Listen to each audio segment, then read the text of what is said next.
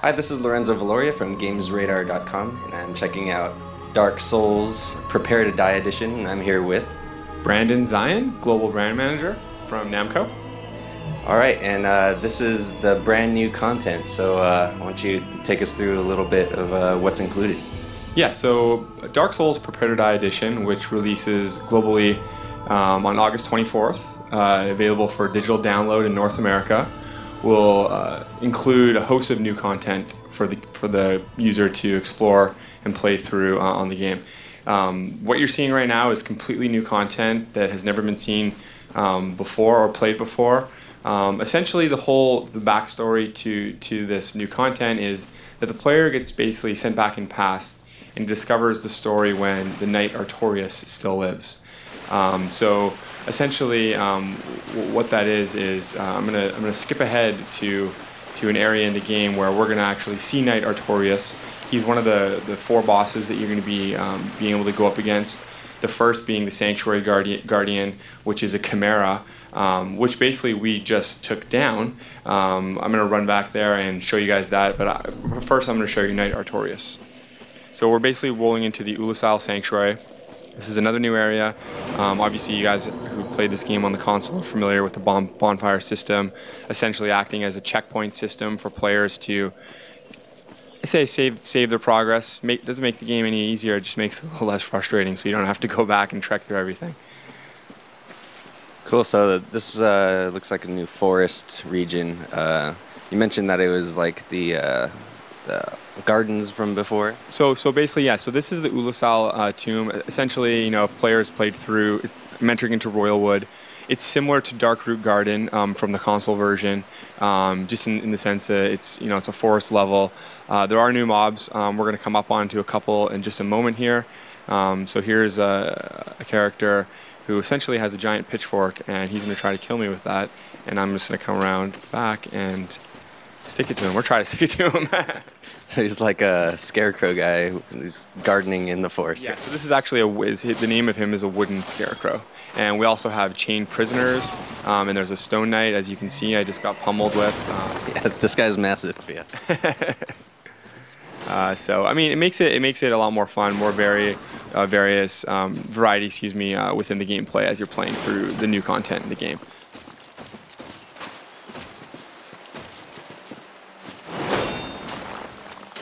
Yeah, so this is a Knight Artorias, also referred to as Artorias of the Abyss. This is going to be fun. Yeah, I saw you fight this guy earlier, and he seemed pretty tough, so see how you do this time. So here's the cool boss opening cinematic. We'll watch this before I jump into it.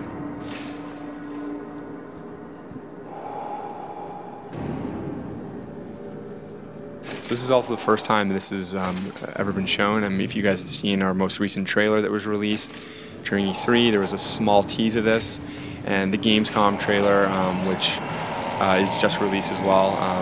We're going to see a small tease of this character at the very end. This is the first time that you're actually seeing it in its entirety.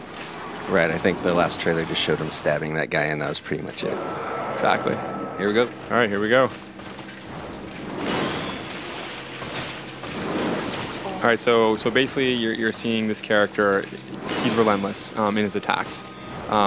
Very quick on the melee. He jumps towards you. He's got this like purple kind of like poison, if you will, that he kind of leaves behind. I want to avoid that and not step on that.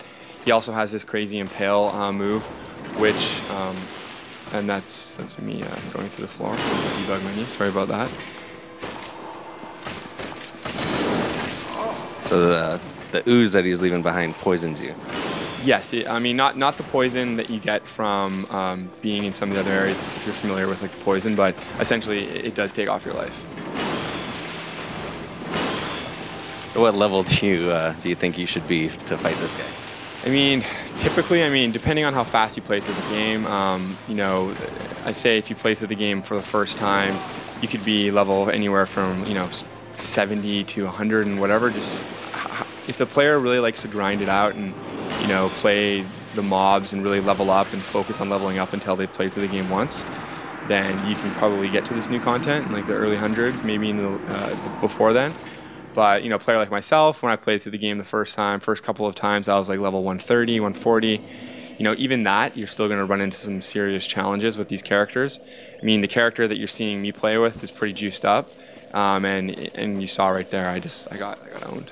Yeah, it seems pretty tough still. So we'll just skip ahead. Let's try again. So, yeah, I'll get into some other things I want to talk about after this, actually.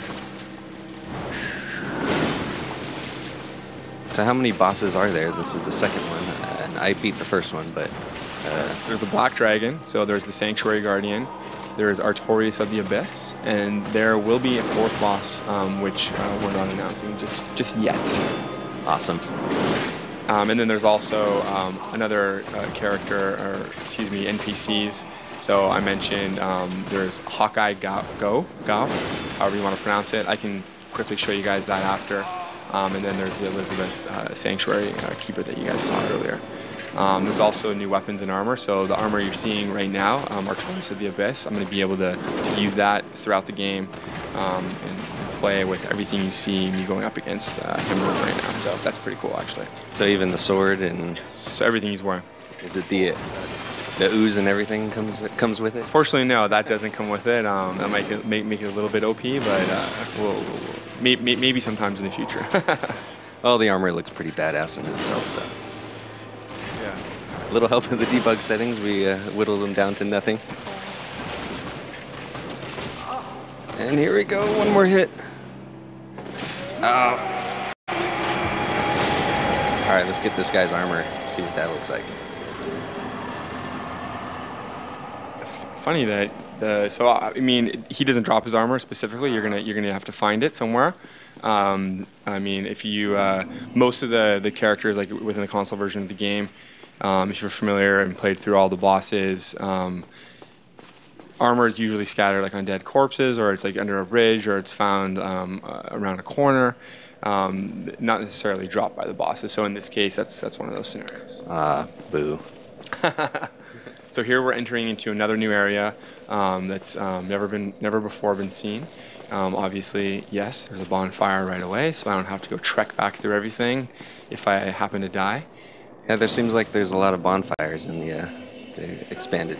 They're strategically positioned. Like, I mean, as you saw with that character, or I mean, sorry, with Knight Artorias, if I'm going to be like legitimately playing through that with like not a juiced up character, that's going to take me like hours. Right. So I mean, right immediately after that, it's kind of a nice reward for the character. So here we have some new mobs down here. This looks like one of the guys that he stabbed earlier. Yeah, exactly. It was one of his zombie characters that he stabbed earlier. Let's back up here.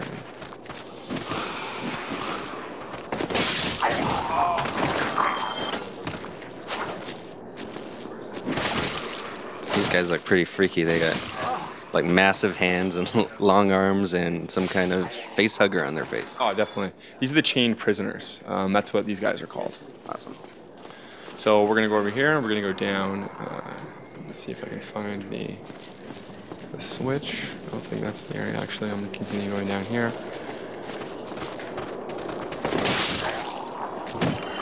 Have some fun here with a two-hander. So how long would you say it would take somebody to get through this new content? That's a good question. I mean, really depends how experienced they are with Dark Souls, because, as you know, Dark Souls is all about trial and error. Like, the more you play the game, the easier it becomes. So I would say that if the character has played a lot,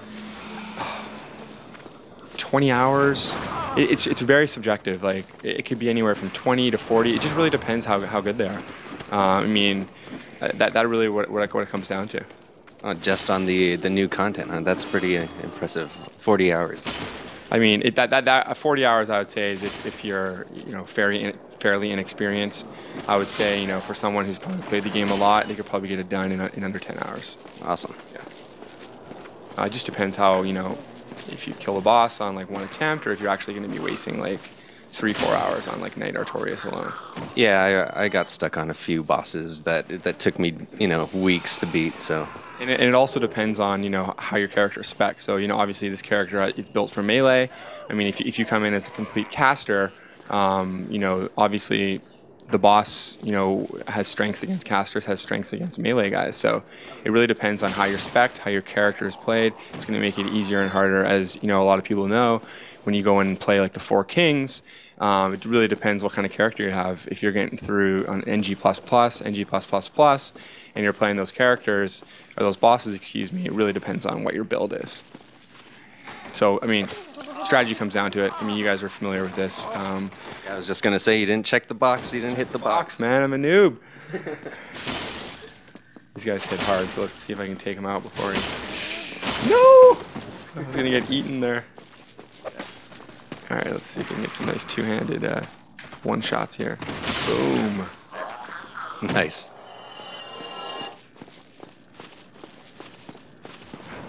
Well, this one's a caster, looks like.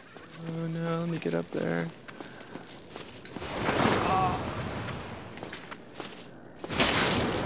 So, I mean, obviously I'm one-shotting these guys with two-hander.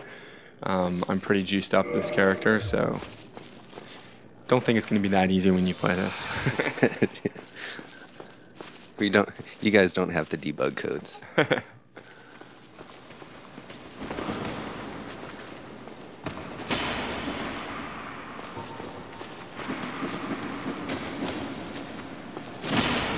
Yeah, dual wield crazy ass weapons.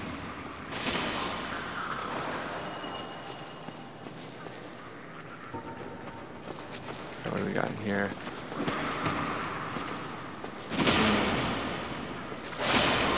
So we'll also mention, you know, even though I'm playing a debug version of the game, this is the final build. So this is the master build. This is what you're going to see when you hopefully purchase this game and download it and play it in a few weeks. So one other thing I just wanted to mention, you saw previously at E3, we said we were going to have PvP online matchmaking system. We didn't go into any of the details at E3, but I can announce now that there will be a player battle royale stage, essentially where you can go 1v1, 2v2 PvP in a closed level. A lot of players who PvP'd in the console version would essentially go into certain levels of the game, and they would use those levels as kind of their de facto PvP arenas. But we've actually, the developer from software has heard the community. People really like to PvP, so that's just one cool feature that's going to be added. So coming out of Gamescom, check for some of the cool coverage on that. This comes out August 24th. It's available on Steam. It's available on other digital distribution platforms as well. So, you know, go get it. Visit us on preparetodie.com for any information, new content, new screens, new trailers. You can also find us on the Namco Bandai Facebook page and follow Filthy Rich, his Twitter page, who's the community manager for Namco Bandai Games. Thanks a lot, Brandon. And for more information on Dark Souls Prepare to Die Edition, be sure to check out GamesRadar.com and keep an eye out for all the details during Gamescom. Thanks a lot. Thank you.